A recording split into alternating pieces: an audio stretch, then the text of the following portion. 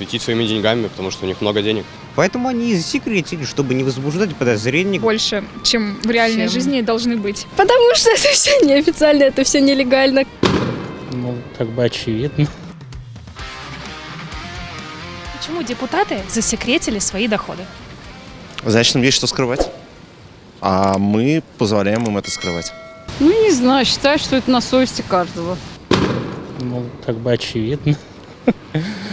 Ну, господи, что значит, почему? Чтобы источник дохода не стал, ну, скорее, в том числе, скорее всего, потому что, чтобы не стать иноагентами, подозреваю. Ну, грубо говоря, чтобы не нарушать закон, не выглядеть нарушающими закон. Просто это, по-моему, достаточно очевидно. Ответ навряд ли мы сможем дать. Почему боитесь? Ну, как бы, просто не знаю. Можно нас не снимать? Ну, это классические вообще, ну, как бы, они просто боятся то, что народ увидит и пойдет против них. Остается только ждать, либо когда власть уйдет, либо когда народ поставит революцию, как бы, перед собой. Вот. Но я думаю, то, что народ как бы настолько привык терпеть это все, то, что не будет никакой революции, просто остается ждать и верить в то, что нас ждет светлое будущее, и все. Как бы вот такая вот моя позиция. В начале этой всей ситуации же получилось так, что у наших миллионеров заграничные счета, все это вот заблокировали, если я правильно помню, да? Было такое? Вот. И они просто, я считаю, боятся светить своими деньгами, потому что у них много денег. Потому что это все неофициально, это все нелегально. Как бы, разумеется, хочется сунуть себе в карман побольше, а сунуть себе в карман побольше, это противоречит законам и как бы, ну, соответственно. А вы как думаете? Не знаю, честно говоря. Потому что они намного, возможно, больше, чем в реальной жизни должны быть. Прописано. Дело в том, что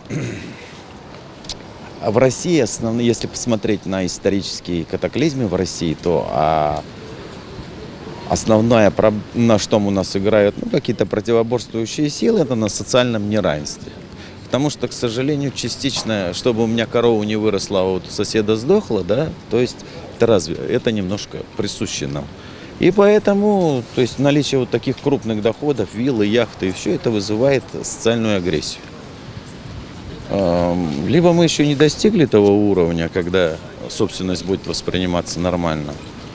Но есть еще один момент, что частично собственность у нас после перестройки, то есть прирост собственности у ряда лиц он происходил, ну не как, например, у Илона Маска или даже в той же США, то есть вот, будем говорить, я, например, прекрасно знаю, что в США свободная добыча золота изначально была, и некоторые разбогатели просто вот элементарно с кувалдой, да, то есть в России даже при царе свободной добычи золота не было, какая бы у нас огромная Сибирь была, она была под этим.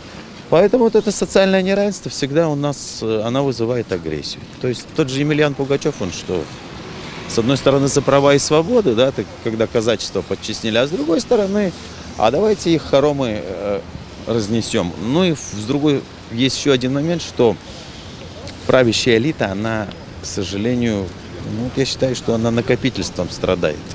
Хотя она должна часть своих средств, но не меценатством заниматься, то есть, потому что бездельников воспитывать тоже нельзя. А я считаю, что она должна вот эти вот сверхдоходы, да, все-таки на какие-то не социальные нужды, а экономически важные проекты для страны пускать. То есть то, что делают Запад. Возьмите Арабские Эмираты, например, потому что никто, как восточные шейхи, так не тяготел к этому имущественному благосостоянию, как восточные шейхи. И посмотрите, как они перестроились. Ну, хороший пример Ахмадинеджад, президент Ирана, да, то есть работал школьным учителем, мог иметь огромные деньги, сейчас продолжает работать школьным учителем. Ну, поэтому они прячут, потому что, видимо, страх. Как вы думаете, почему наши депутаты Государственной Думы засекретили свои доходы? Я не знаю. Вообще депутаты не должны скрывать доходы, это неправильно, наверное. Все же они также налогоплательщики, и тем более, слуги народа, по сути. Поэтому, наверное, неправильно так не должно быть. А вы как думаете? Я придерживаюсь того же мнения. Господи, стыдно стало. А потом депутаты. Кто их выбирал? Вот мне вот одно непонятно. Я там понимаю, кто-то там.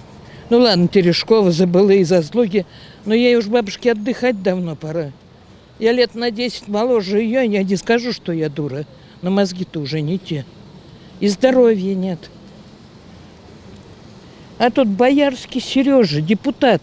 С какого хрена, где он, чем он прославился, что его в депутаты выдвинули? Не знаю. Как мы дальше будем? Вот молодежь, как вот дальше мы будем вот жить во всем Не этом? знаю, ребят. У меня 2 внука, взрослые уже.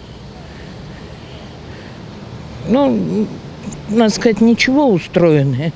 Но Мишка, чтобы здесь, вот в России, более-менее существовать нормально, он работает по 12 часов. У него ни выходных, ни проходных. Младшему повезло. Он еще до заварушки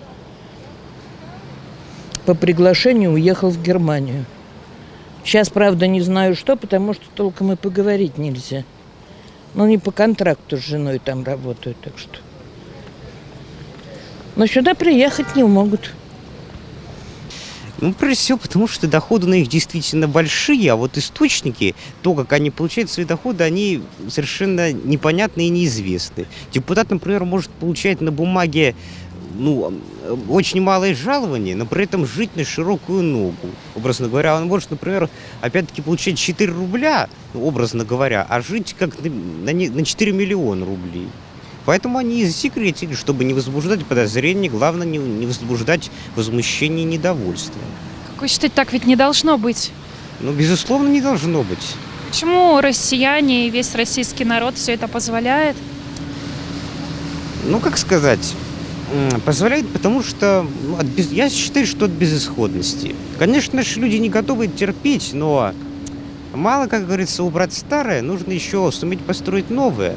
Мало сменить власть старую, главное возвести новую власть. А ее пока что нет, и поэтому люди терпят все это от безысходности. Они не видят выхода, не видят замены, для нынешнего положения.